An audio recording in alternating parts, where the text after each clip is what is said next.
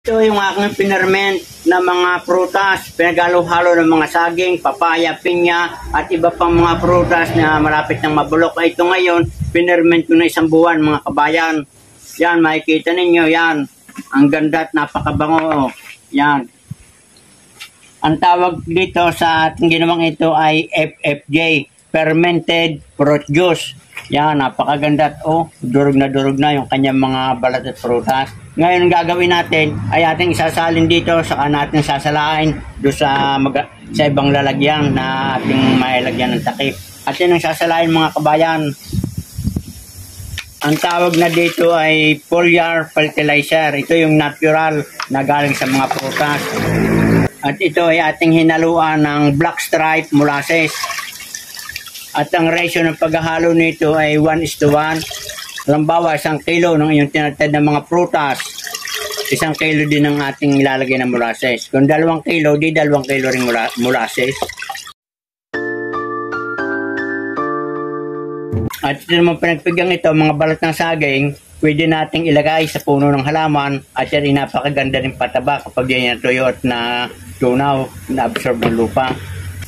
Yan mga kabayan, atin ang sasalain itong ating fermented na fruit juice, FFJ.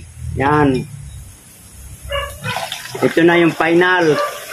Kahit na ilagay natin sa sprayer, hindi siya babara.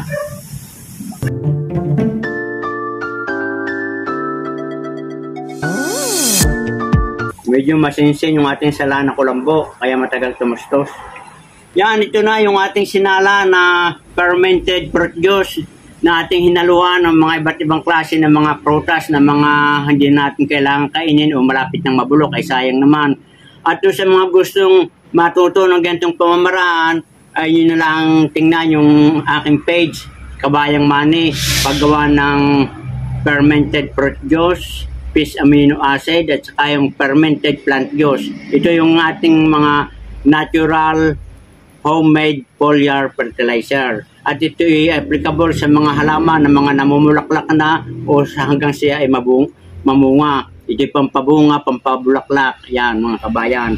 I-spray lang natin ito. At ang ratio nito ay pwede yung 3 kutsara sa 1 litrong tubig o pwedeng dagdagan pa natin dahil ito may natural, wala man itong halong chemical.